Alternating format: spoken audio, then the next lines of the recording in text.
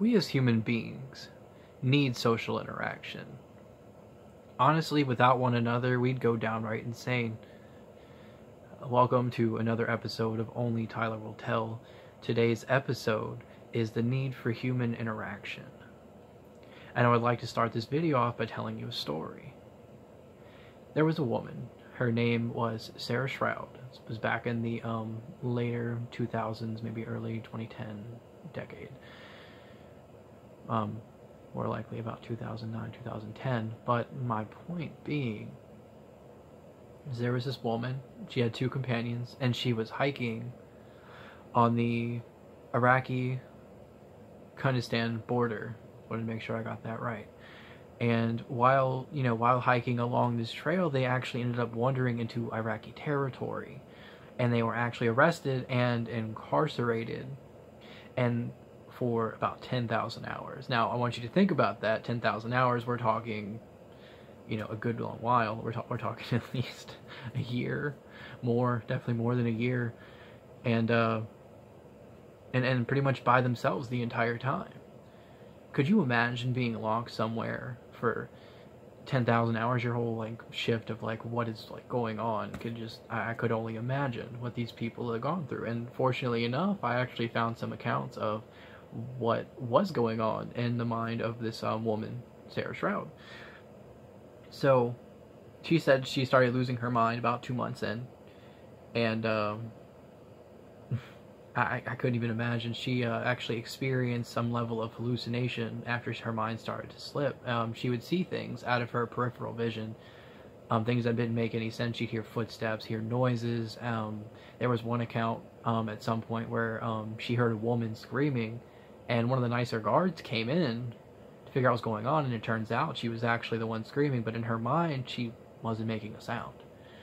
It's amazing how warped her mind turned in all this time. But isolation for 10,000 hours, I could only imagine what I'd be thinking, what I'd be doing at that point.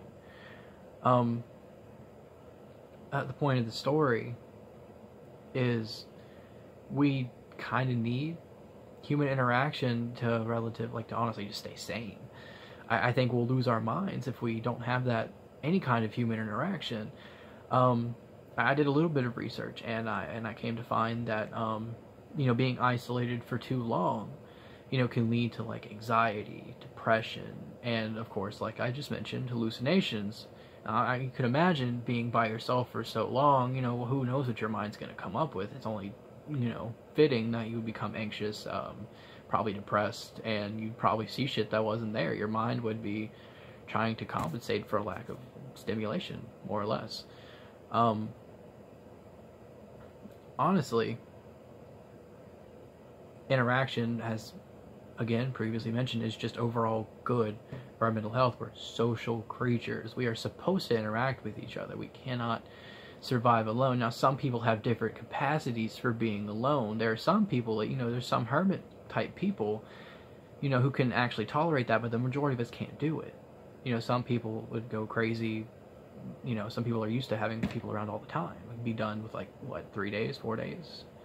Some people are just used to being alone. I've heard of some people being alone at least 10 years, never seen another person. They lived off their own. Now, granted, you don't hear about that very often because, well, they're off the grid, so you're not going to hear about it very much. But they're a very rare kind of person. Well, I'm not one of them, so here I am. I feel like we kind of feel safer when we have these human connections, though, because we're weaker by ourselves. We are stronger together as people.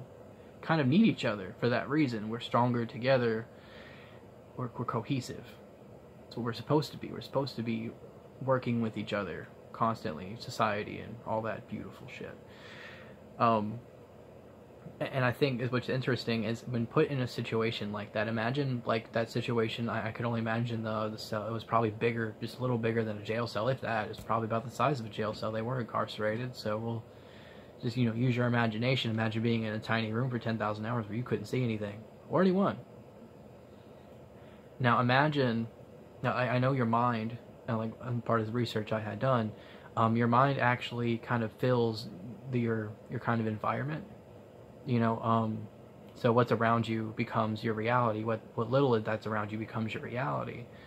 What is real becomes your environment, which becomes your reality.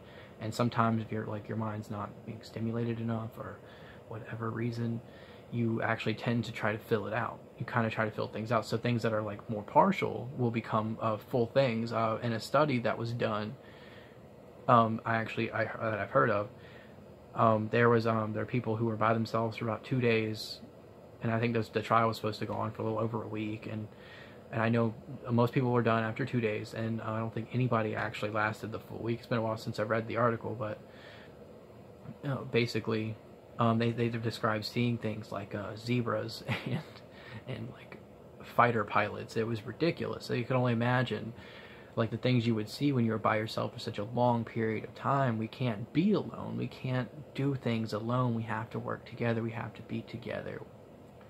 As I said before, we are social creatures. We need to be more cohesive. We can't deal with things alone, which is why I think it's kind of funny that, in today's age, we kind of treat each other like crap, even though we kind of, really need each other. It's kind of irritating.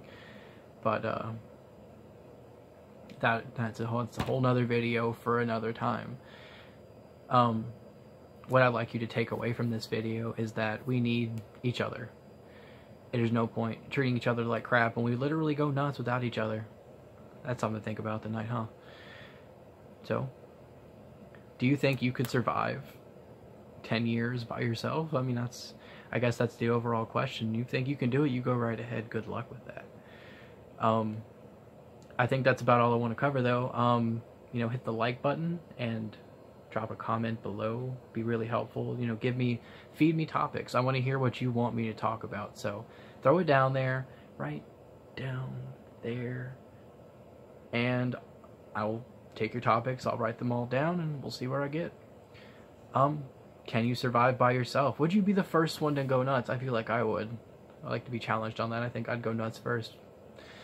Well, only Tyler will tell.